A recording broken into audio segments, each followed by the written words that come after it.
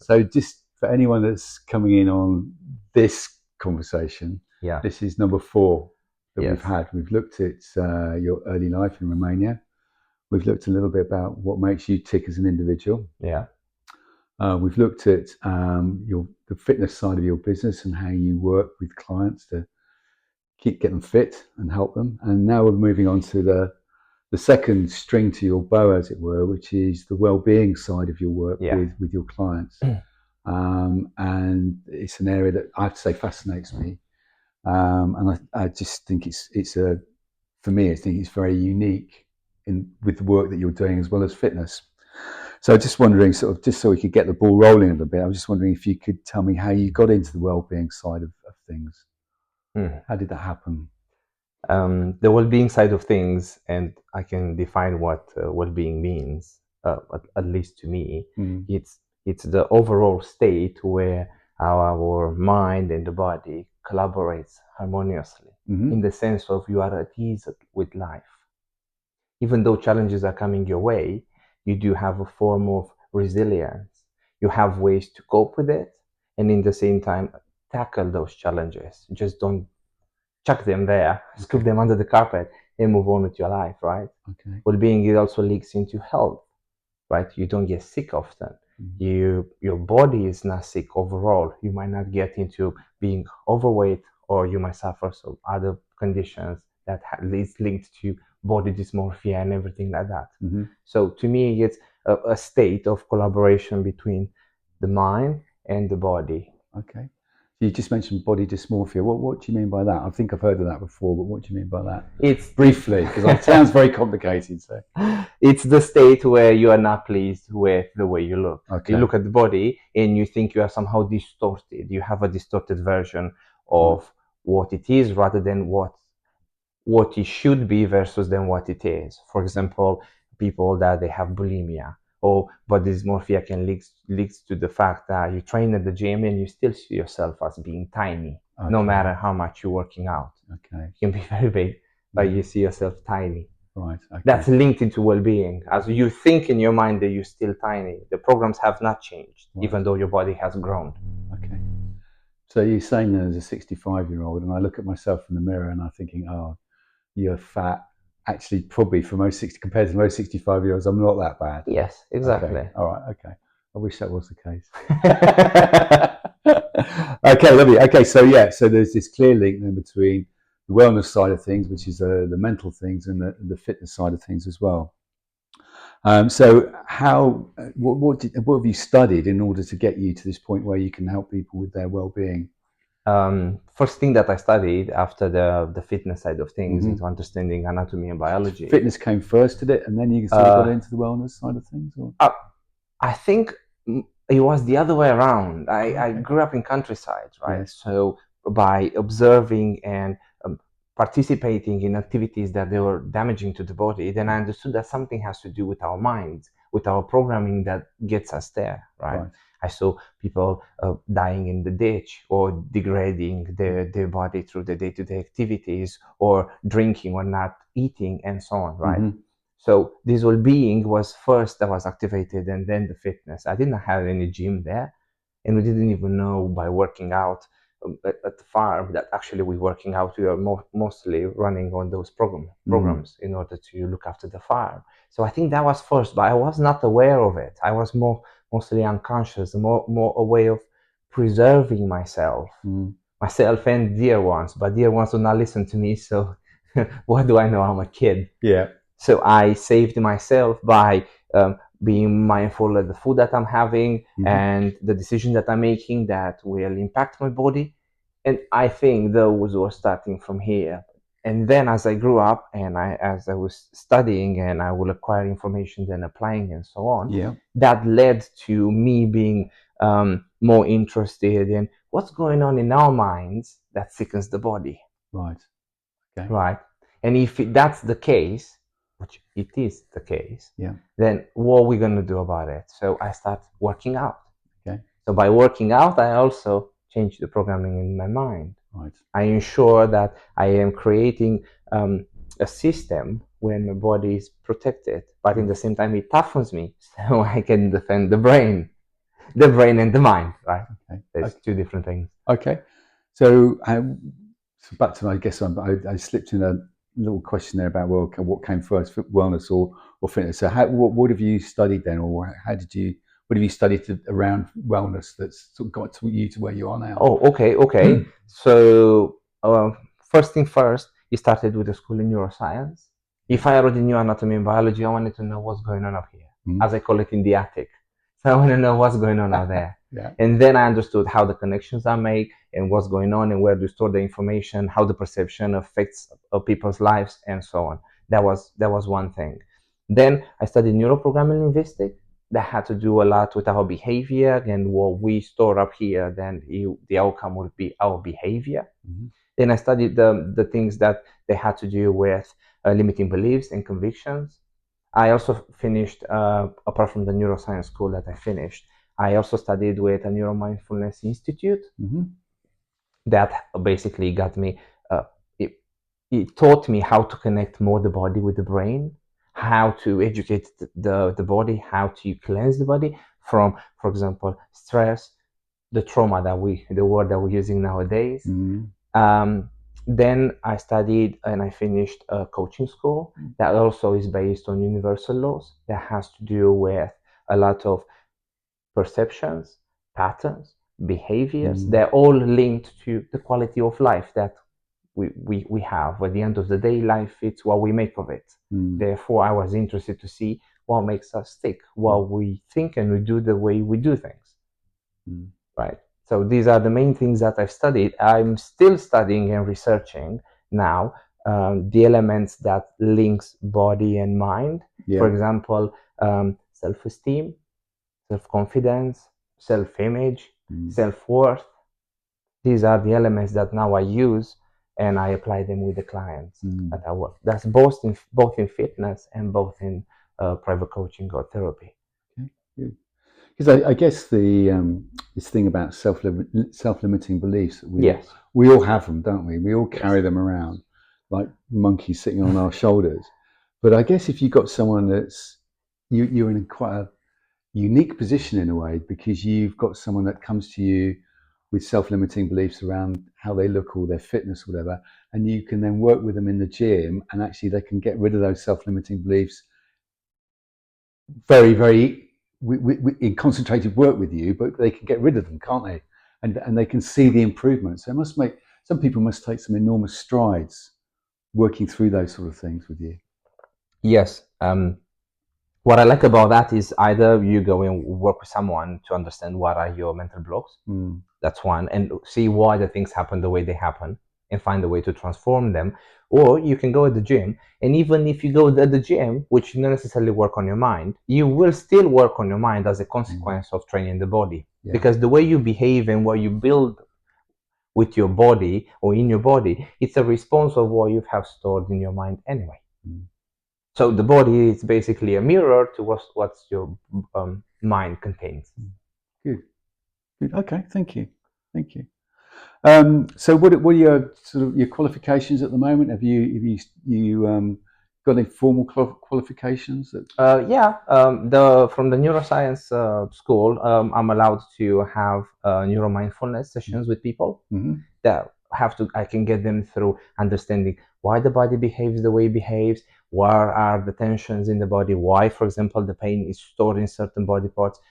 When it comes to resilience, how to build the resilience, how to calm the brain, how to work with people that they go through adversity, stress and challenges.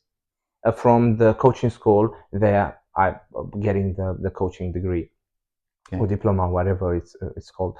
You basically, I get the tools now to keep collaborate with people that are seeking coaching and to better themselves in certain areas, understand what their values, for example, what's their mission, what holds them back, what self-esteem, for example, has to do with them applying for a new job, what the quality of relationship that's determined by XYZ. So we all dive in those programming and we get to transform them. Okay, good stuff. Okay, so are you studying at the moment? Yes, as I mentioned earlier, I am continuing into delving and trying to understand more about what are the links in between self-esteem, self-image, self-confidence. They all linked into the quality of relationship that we have, one with ourselves and with dear ones.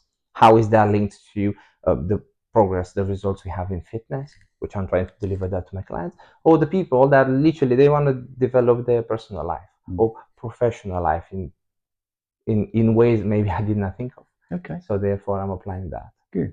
Okay. Thank you. Yes.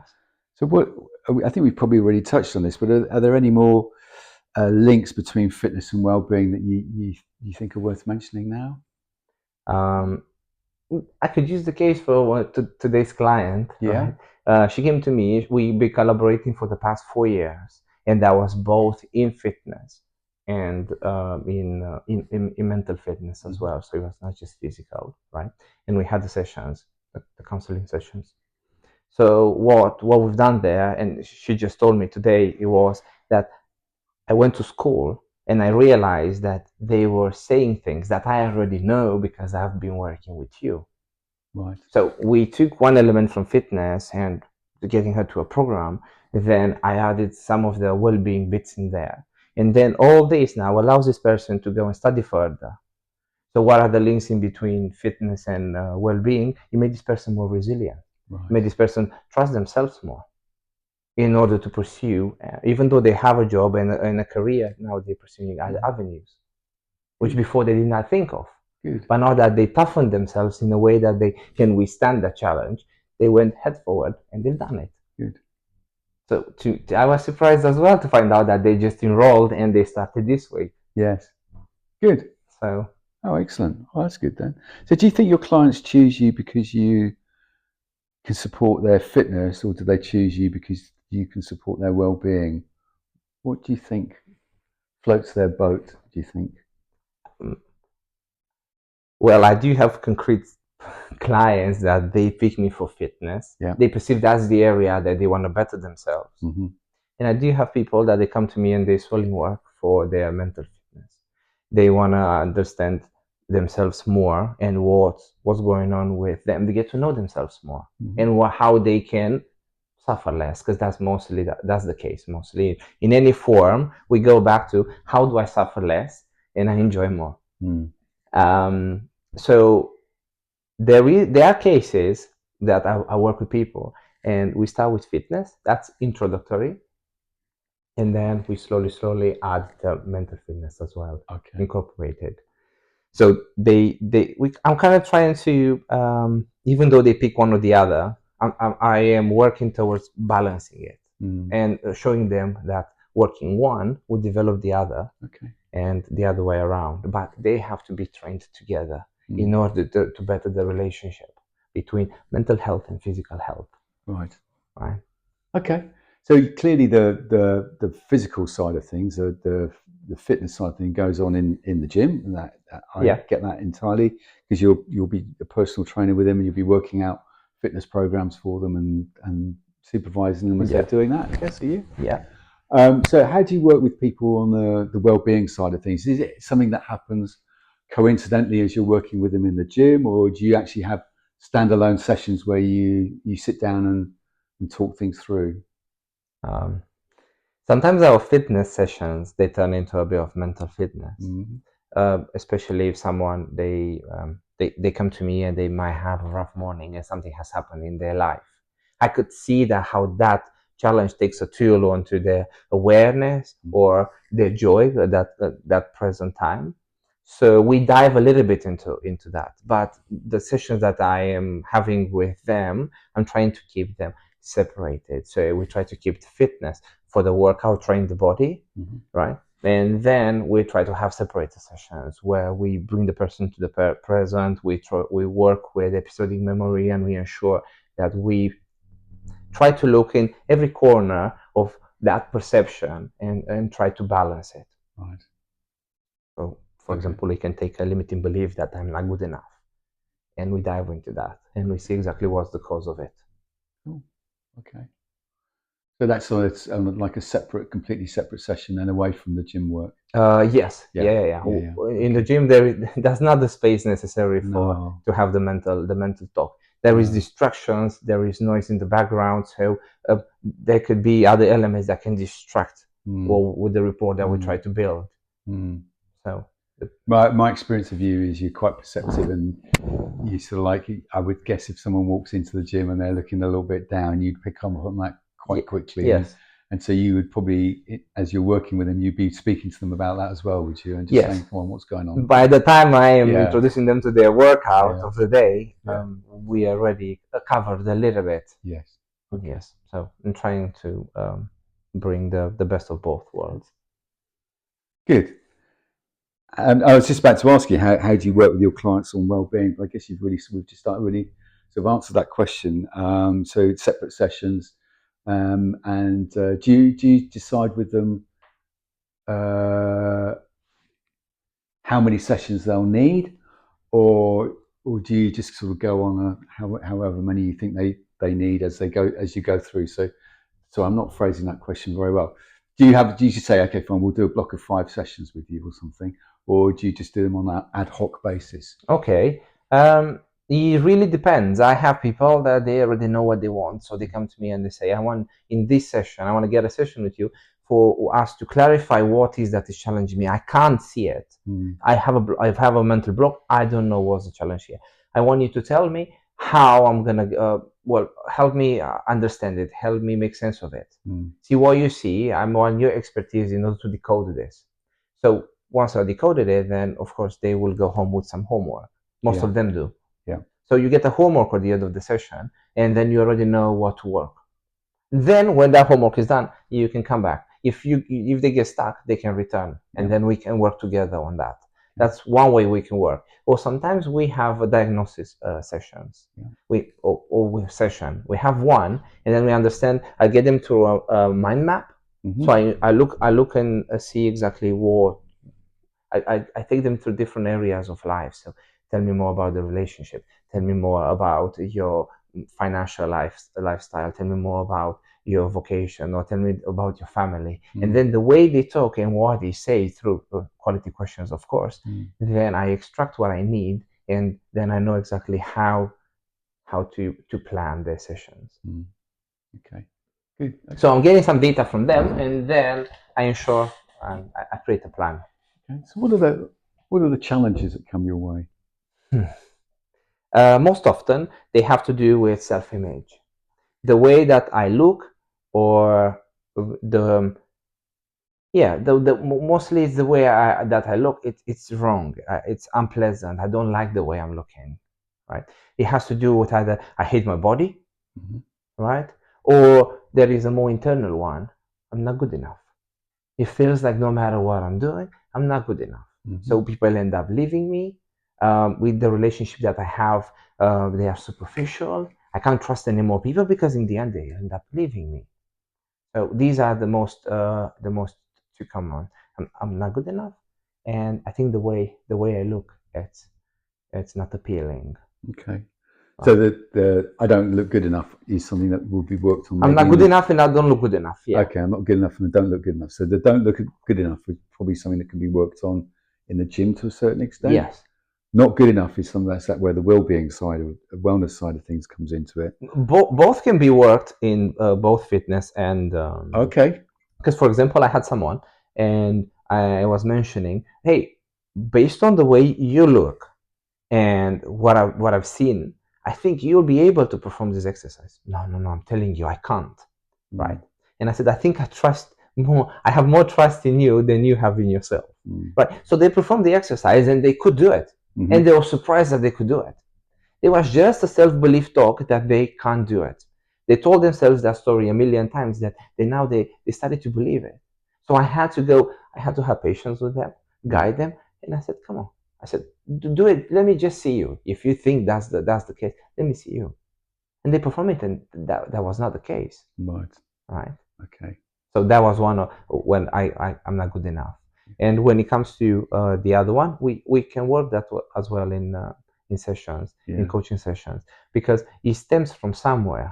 Yes. most most often the fact that I don't look good enough is nothing to do with me. That's external. That Mm. has to do with when other people praised me for being look enough, or they're making me compliments. Mm-hmm. And now I don't get that anymore. So I'm seeking that external validation. Other people to tell me that I'm worthy, I'm nice, I'm pretty, I dress in a certain way, I'm appealing.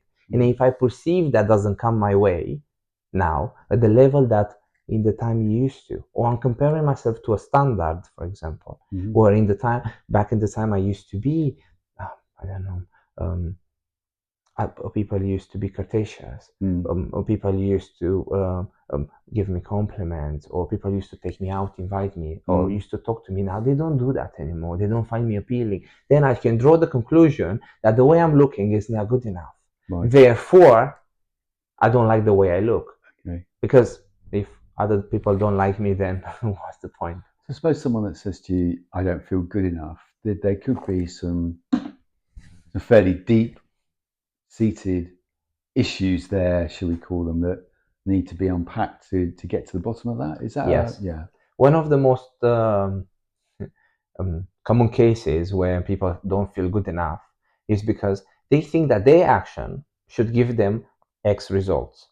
And that's not the case. Mm. That's not happening, right? And when that is not happening, they draw a conclusion that what I've done is not good enough. Therefore, I have to put more effort into getting the desired outcome, Mm. right? But sometimes the desired outcome is not depending on them.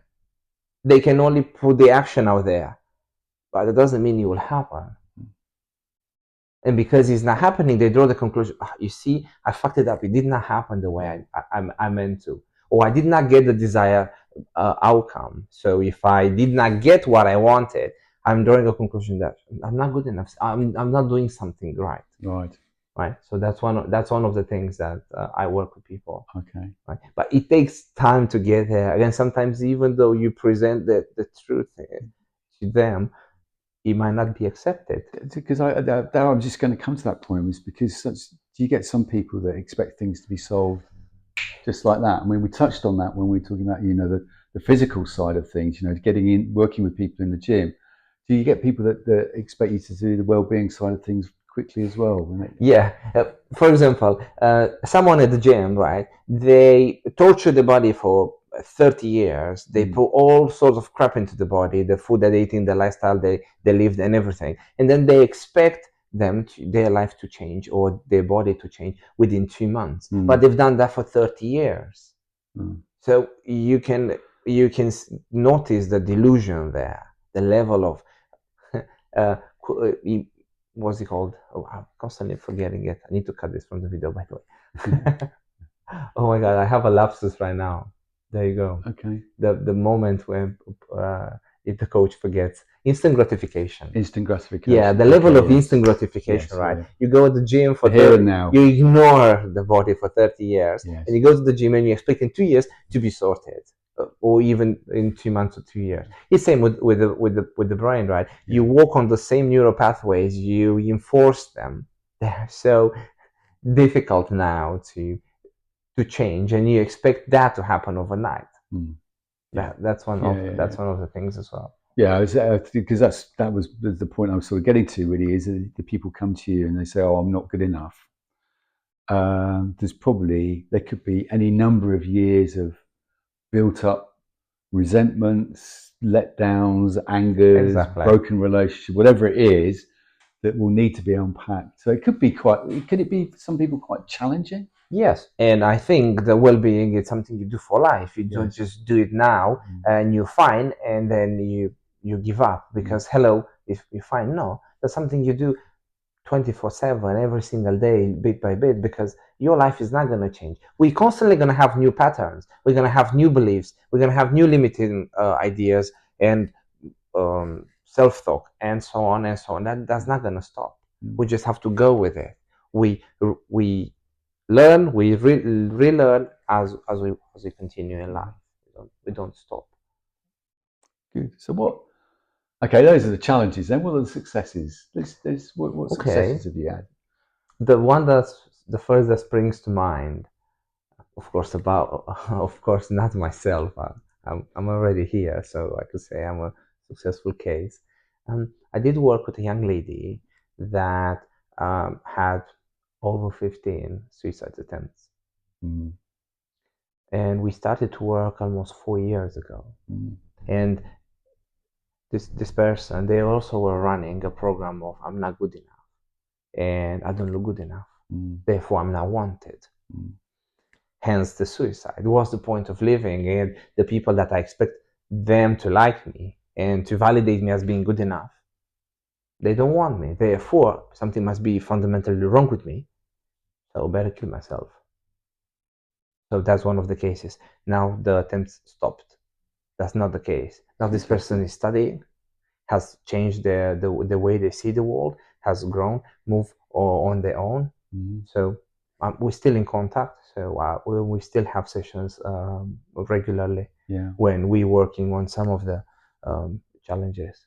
Fantastic. There's a lot of work to do. So after 4 years, I do think that this is the best we've done so far. Yeah. Of course, there was a lot of work put in. It's a lot of pressure for you when you've got someone that has that behaviour with those suicide attempts.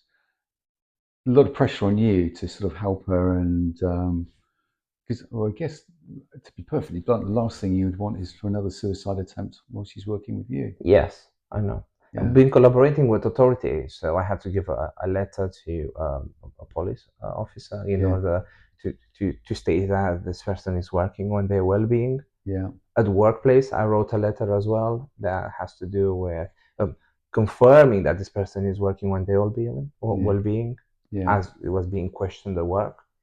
Okay. So yeah, a lot of pressure. It could be. It's a job that it requires presence, patience, and also to hold the space for the person. Okay. Yeah. Because otherwise, how would, if a person turns up and they say, "Oh, I tried to kill myself 17 times," what I'm gonna do? Mm. If I don't have the capacity to deal with the person and haven't worked through my own challenges, I won't be able to hold the space for the other person. Yeah. And this is one of the cases. I have people that they could be death, they could be rape, they could be miscarriage, or something worse than that, thinking how to kill your own family. Yeah. Right. So everybody, they have their own perception and challenges. Right. And the funny thing is, you can walk on the street and you can never know what's going on in someone's mind. No. They can conceal it so well that you might not know that they are just one step away from killing themselves or killing someone else. Yeah, absolutely. Most often we can't tell that. Yeah. How do you deal with the pressure then? Does it create pressure on you? To a certain level, at times, yes. Now depends on amount of challenges a person brings, especially at the beginning of our sessions. Yeah. If, let's say, they told me I'm looking to contract you for 3 sessions, but then I know the amount of stuff they told me, it can't be helped or finished and transformed in 3 sessions. I know it takes longer.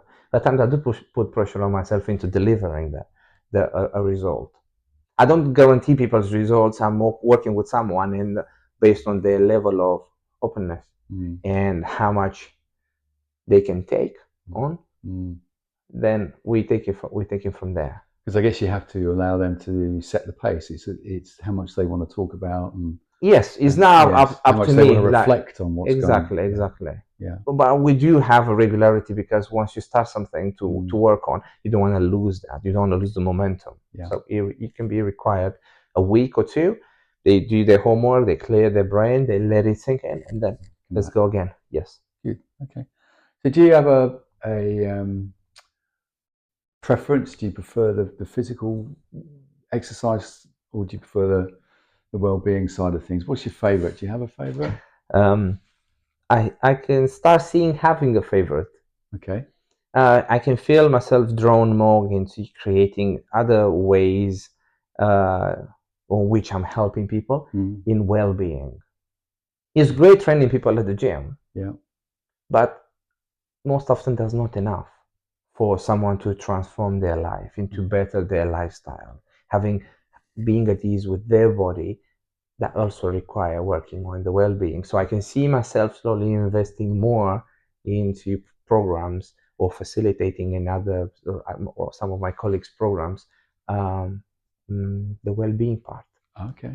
Right. I love training and working on my body. I love doing that with other people as well. Yeah. But I see slowly that most people are coming to me to work their problems that are related to their relationships, to their self-image, to as I said earlier, body dysmorphia, Yeah. or the insecurities. That there are plenty of them. Yeah. So I can see myself drawn towards this aspect on bettering their mental health. So do you see yourself in the future working more towards on the well-being side of things? And obviously the gym will still be there for you because it's an important part of your Yeah. life. But professionally, do you think you'll probably be picking up more on the wellness, well-being side of things? I can see myself moving towards maybe leaving the gym the way as it is now, but Yeah. I also considering moving into a form of retreat where I get to work with people who are still gonna put the body to work.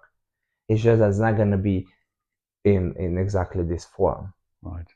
I can see myself steer towards. It allows me also to travel, and I get to meet more people. I already work with people online from different continents or countries, so I would like to move myself a little bit more towards that. Okay. Good stuff. Okay. Thank you. So that's it then. We've sort of looked at early life in Romania. We've looked at what makes you the guy you are today. Yes. We've looked at the physical working in the gym side of things, and we've looked at the wellness side of things, the mental side of things that Yes. you do. And I think by the look of it, there's a future there, isn't there? And I look forward to seeing how that goes. Yes, I will collect some questions from the Yes, audience, and then we will create the fifth part where we get to answer these questions. wonderful. I look forward to that. Yeah, we're going to do that. We're going to get some questions in, Yes. and then I'm going to put those questions to you, and we'll get the answers, and we'll run another session. Great stuff.